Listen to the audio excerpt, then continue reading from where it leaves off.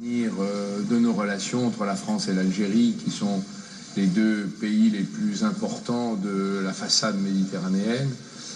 C'était aussi l'occasion de souligner le pont humain qui existe entre la France et l'Algérie, ces familles qui se sont unies, mélangées et qui font la force finalement de nos deux peuples et de leur unité.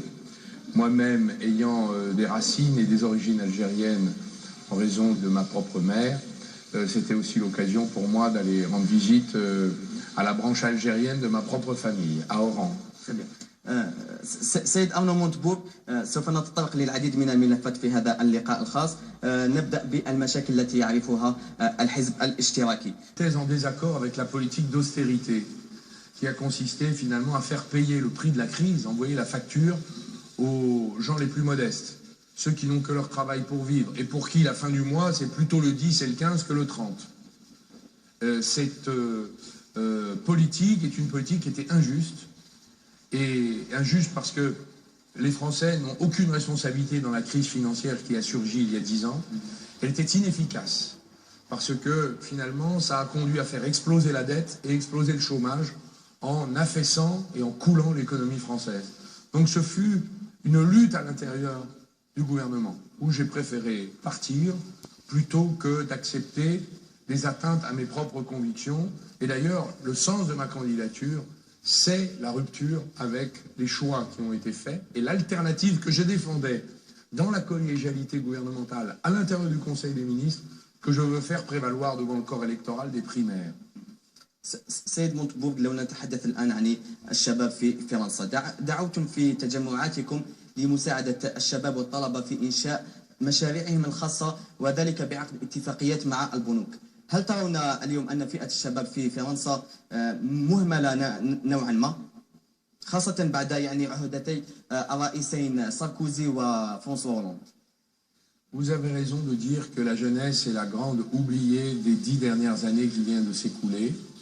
C'est pourquoi j'ai fait une proposition d'établir un nouveau service national, civil, militaire et humanitaire.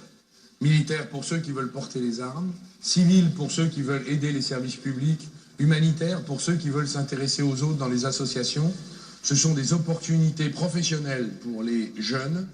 C'est le moyen de quitter son milieu, son quartier, sa province, sa région, pour se mélanger avec d'autres et de refaire France dans un brassage social dont nous avons besoin en France. Mais pour moi, ça, ce sont des devoirs, mais il y a aussi des droits. Pour moi, la jeunesse doit être encouragée dans le financement de ses projets. Tout jeune qui aura effectué son service militaire, qui d'ailleurs n'aura pas été condamné par la justice pour un crime ou un délit, sont les deux conditions, et qui aura un projet d'entreprise, un projet d'association, un projet de formation aussi individuelle pour se lancer dans la vie, pourra emprunter à la Banque de France un prêt d'honneur sans intérêt de la taille d'un microcrédit entre 5 et 10 000 euros, et il aura toute sa vie pour le rembourser dans les conditions qu'il jugera optimales. Il pourra attendre 10 ans, le temps qu'il ait un métier, une situation. Il pourra attendre 20 ans s'il n'en trouve pas. En tout cas, il aura le temps pour rembourser ce projet qui l'aura aidé à se lancer dans la vie. C'est finalement l'esprit d'un acte de confiance de la nation envers la jeunesse. Et c'est aussi, pour moi, la vision entrepreneuriale d'une propre vie. Lorsque on est un jeune, je pense que le meilleur moyen, c'est de l'aider à entreprendre sa propre vie. Et pas seulement d'attendre que les choses arrivent et tombent toutes seules. Il est nécessaire que le jeune lui-même se projette, invente sa vie, et nous l'aiderons. C'est fait pour ça. سيد مونتبورغ ننتقل الآن إلى قضية الضرائب التي تعد من أهم الأمور التي يهتم لها كثيرا الفرنسيون. قلتم عن برنامج فرانسوا فيون أنه برنامج الأثرياء ولا يلزمهم بدفع ضرائب. ماذا تقترحون في برنامجكم فيما يخص الضرائب؟ Alors pour moi, je vais peut-être vous étonner, mais je vais d'abord m'occuper de ceux qui travaillent dur, qui gagnent difficilement leur vie et qui payent beaucoup d'impôts. D'abord eux. Prenons l'exemple d'une dame qui, par exemple, travaille en temps partiel contraint, 20 heures par semaine, parce qu'elle n'a pas trouvé plus de temps de travail, qui gagne 800 euros par mois, qui paye 9,7% de son salaire sous forme d'impôt, c'est ce qu'on appelle la cotisation sociale généralisée. Est-ce que c'est juste? Qui élève peut-être ses enfants seuls? Cela est inadmissible. Donc d'abord, pour ceux qui gagnent moins d'un SMIC et demi, je propose une baisse de la fiscalité sur leur salaire pour les aider à vivre, premièrement. C'est une baisse de la CSG qui permettra de redonner du pouvoir d'achat d'environ 1 000 euros par an, une centaine d'euros par mois.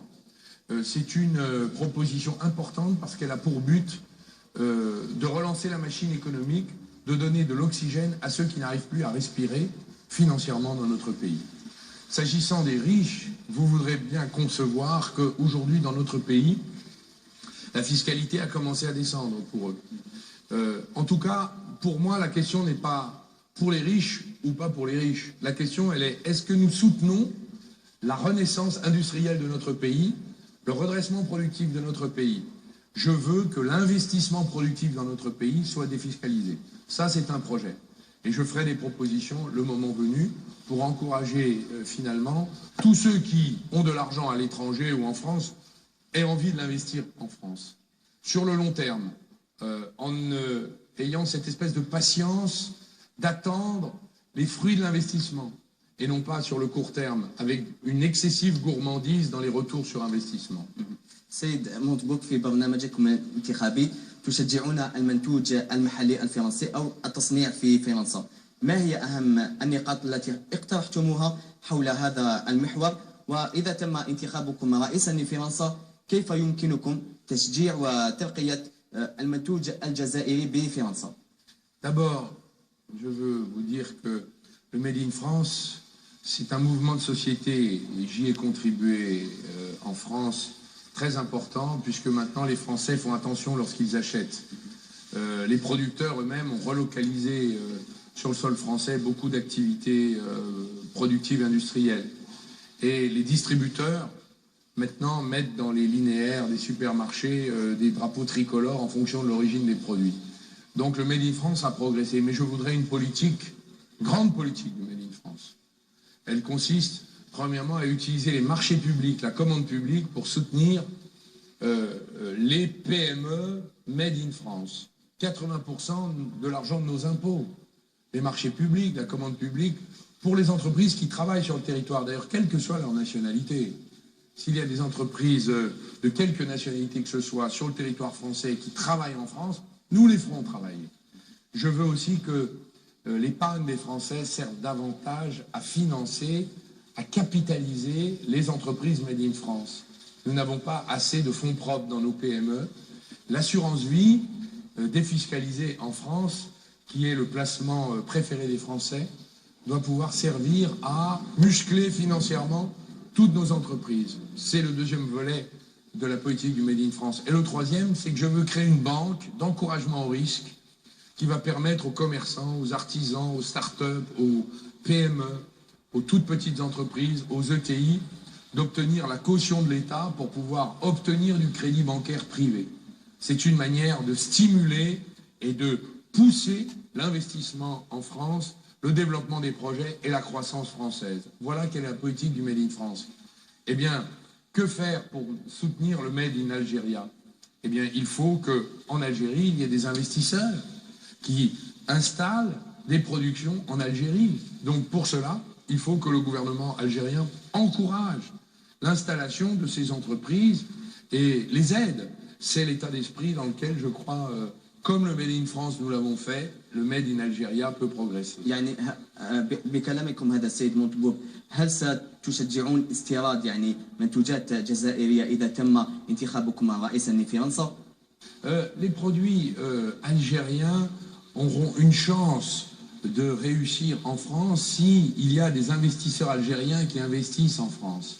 Comme il y a ici des investisseurs français qui ont investi en Algérie et qui ont réussi à convaincre que c'était des bons produits. Le meilleur moyen, c'est qu'il y ait des investisseurs algériens en France qui disent, voilà, nous produisons en France, mais avec l'aide de l'Algérie, et c'est dans ces alliances-là que nous pouvons réussir. Et je pense que nous avons beaucoup de choses à faire entre la France et l'Algérie, dans un sens comme dans l'autre. سيد مونتبورغ، ننتقل إلى موضوع آخر. ذكرتم في تصريح لوسائل الإعلام أن السيد مانويل فالس كان ضد سياسته عند إعلانه عن ترشحه. ماذا قصدتم بهذا سيد مونتبورغ؟ Eh bien, j'ai voulu dire qu'il avait proposé des choses qui étaient en parfaite contradiction avec ce qu'il venait de faire quand il était au gouvernement. C'est juste une question de cohérence. Quand vous dites que vous êtes pour la démocratie, vous n'utilisez pas le 49.3. Quand vous dites que vous êtes pour finalement le rassemblement des Français, vous ne faites pas la déchéance de nationalité, etc. C'est juste ça. سيد مونتبورغ، كيف ترون حدوث تقدم اليسار اليوم لفوز مرشحهم بالانتخابات الرئاسية؟ Bien sûr, ce sera difficile, mais ce n'est pas impossible. Il faut qu'il y ait une énorme participation dans la primaire. Et je lance un appel à ceux qui nous regardent. Venez voter le 22 et le 29 janvier pour porter avec puissance, en nombre et en multitude, la voie du progrès dans notre pays. Si nous sommes très forts à l'issue de la primaire, nous pourrons faire un accord avec Jean-Luc Mélenchon et avec d'autres et commencer à rassembler l'ensemble des gauches pour vaincre François Fillon, affronter Madame Le Pen et la battre à plate couture. Alors c'est pourquoi je vous dis, j'ai besoin de l'aide de tous les Français qui sont sur le sol français disponibles pour aller voter le 22 et le 29 janvier. سيد مونتبورغ، هل برأيكم يعني ننتقل الآن إلى ملف آخر، هو ملف الهجرة ولم الشمل العائلي واللاجئين والإسلام؟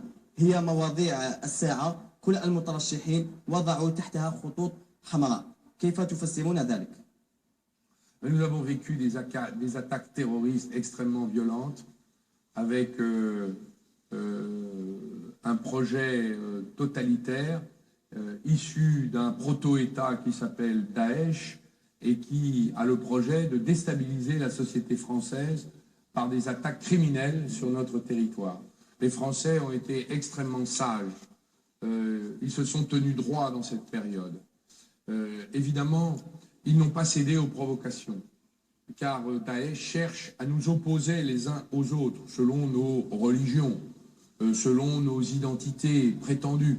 Pour ma part, je pense que la seule riposte stratégique que nous devons opposer aux attaques terroristes, c'est l'unité nationale. Quelle que soit la religion des uns et des autres, nous n'avons qu'un seul drapeau. Et d'ailleurs, lorsque les Français ont été meurtris après les attentats du 13 novembre au Bataclan, Charlie Hebdo et à Nice, ils ont brandi le drapeau français. Ça voulait dire que c'était leur point de ralliement. L'unité nationale est la seule riposte stratégique face aux attaques qui cherchent à nous diviser. C'est pourquoi je défends la stratégie de l'union nationale et non pas de la division entre les Français. سيد مونتبورغ، ننتقل الآن إلى ملف آخر، هو ملف الذاكرة الوطنية. كنتم قد ذكرتم سابقا أن تاريخ فرنسا الاستعماري هو تاريخ أسود، واعتذار فرنسا سينقي الذاكرة ويوطد العلاقات بين البلدين. لما برأيكم لم تعتذر فرنسا بعد عن جرائمها؟ D'abord, je dois vous dire que beaucoup de choses ont été reconnues par le président Hollande. J'étais présent lorsqu'il est venu devant l'Assemblée nationale populaire. Il a envoyé un de ses ministres à Sétif le dire. Les choses doivent être dites, car nous avons besoin de refermer les chapitres du passé. Et la responsabilité de dirigeants, ce n'est pas d'entretenir les querelles mémorielles du passé, mais au contraire de nous porter vers le futur et de bâtir la conciliation, l'action commune entre ces deux pays piliers du nord et du sud de la Méditerranée qui représentent la force en Afrique et en Europe. Voilà pourquoi, pour ma part, je pense que les choses doivent être dites, mais nous devons davantage nous consacrer au traitement des problèmes d'aujourd'hui. Crise climatique et chute de la rente des hydrocarbures, problèmes migratoires africains à traiter, insécurité liée au terrorisme et sa dissémination dans la bande sahélienne, développement économique, chômage de nos jeunesses, absence de croissance au nord et au sud. À nous de nous mettre ensemble pour affronter ces questions et faire évoluer nos politiques. Ensemble, c'est toujours mieux que séparément. حسنا. سيد مونتبور، تاريخ زيارتكم إلى الجزائر يوم 11 ديسمبر هل هو صدفة أم أنه مقصود لما يمثله يوم 11 ديسمبر 1960 من يوم تاريخي للجزائريين؟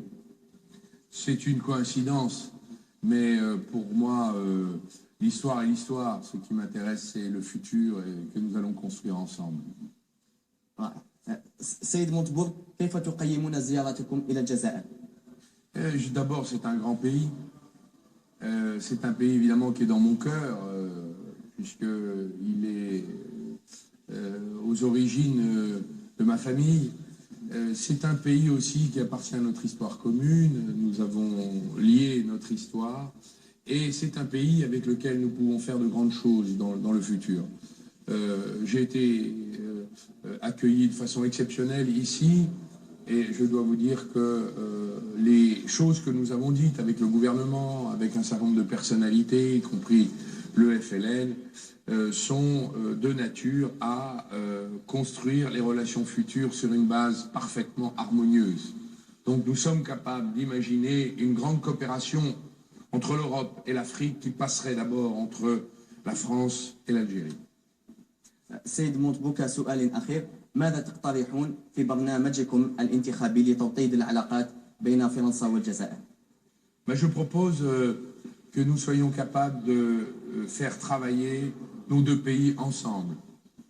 Les Français doivent aller investir en Algérie. Les Algériens doivent maintenant investir en France. Nous devons avoir la même politique de lutte contre le terrorisme, la même vision de la sécurité de l'Afrique. Nos politiques étrangères, d'ailleurs, sont extrêmement proches s'agissant des conflits existants dans le monde. Nous avons aussi la nécessité d'unir nos efforts pour développer le continent africain qui est très en retard et qui a subi les dégâts de la mondialisation. Et nous avons besoin de la croissance africaine pour stimuler la croissance européenne. Bref, nous avons tant de choses à faire qu'il ne nous reste plus qu'une seule chose à faire, les faire. Merci. أشكركم جزيلا الشكر سيد مونتبور على هذا اللقاء، ونتمنى لكم كل التوفيق في